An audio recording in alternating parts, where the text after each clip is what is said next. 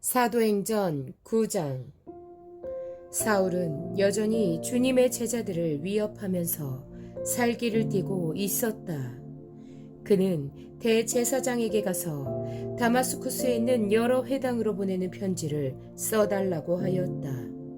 그는 그 도를 믿는 사람은 남자나 여자나 가리지 않고 닥치는 대로 묶어서 예루살렘으로 끌고 오려는 것이었다.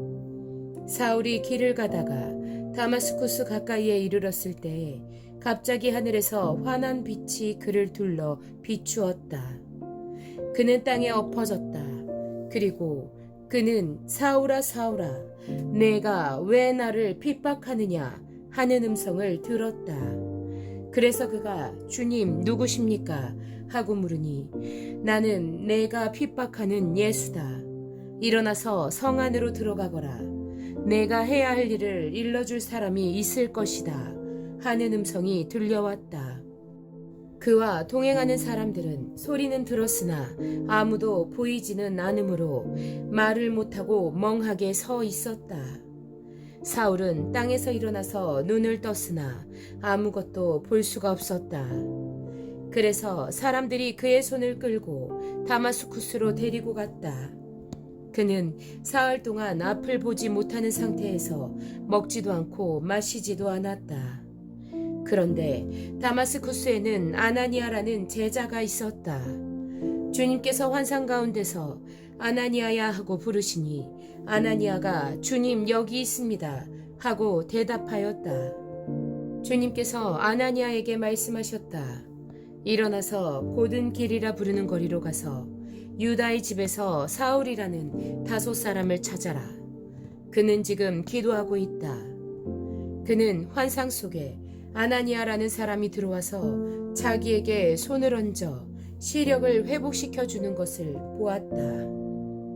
아나니아가 대답하였다. 주님, 그가 예루살렘에서 주님의 성도들에게 얼마나 해를 끼쳤는지를 나는 많은 사람에게서 들었습니다. 그리고 그는 주님의 이름을 부르는 사람들을 잡아갈 권한을 대제사장들에게서 받아가지고 여기에 와 있습니다. 주님께서 그에게 말씀하셨다. 가거라. 그는 내 이름을 이방 사람들과 임금들과 이스라엘 자손들 앞에 가지고 갈 내가 택한 내 그릇이다. 그가 내 이름을 위하여 얼마나 많은 고난을 받아야 할지를 내가 그에게 보여주려고 한다.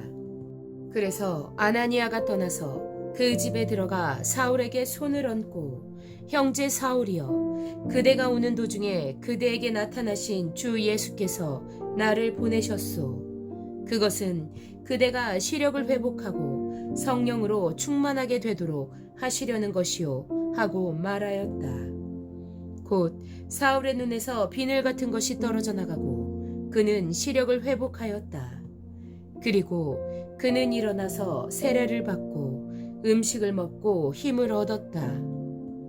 사울은 며칠 동안 다마스쿠스에 있는 제자들과 함께 지냈다. 그런 다음에 그는 곧 여러 회당에서 예수가 하나님의 아들이심을 선포하였다. 그 말을 듣는 사람들은 다 놀라서 말하였다. 이 사람은 예루살렘에서 예수의 이름을 부르는 이들을 마구 죽이던 바로 그 사람이 아닌가. 그가 여기 온 것도 그들을 잡아서 대제사장들에게로 끌고 가려는 것이 아닌가.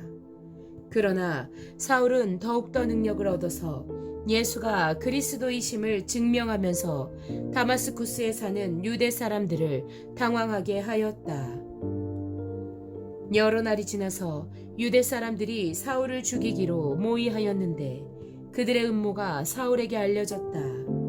그들은 사울을 죽이려고 밤낮으로 모든 성문을 지키고 있었다. 그러나 그의 제자들이 밤에 사울을 광주리에 담아서 성 바깥으로 달아내렸다. 사울이 예루살렘에 이르러서 거기에 있는 제자들과 어울리려고 하였으나 그들은 사울이 제자라는 사실을 믿을 수가 없어서 모두들 그를 두려워하였다. 그러나 바나바는 사울을 맞아들여 사도들에게로 데려가서 사울이 길에서 주님을 본 일과 주님께서 그에게 말씀하신 일과 사울이 다마스쿠스에서 예수의 이름으로 담대히 말한 일을 그들에게 이야기해 주었다. 그래서 사울은 제자들과 함께 지내면서 예루살렘을 자유로 드나들며 주님의 이름으로 담대하게 말하였고, 그리스말을 하는 유대 사람들과 말을 하고 토론을 하기도 하였다. 그러나 유대 사람들은 사울을 죽이려고 꾀하였다. 신도들이 이 일을 알고 사울을 가이사랴로 데리고 내려가서 다소로 보냈다.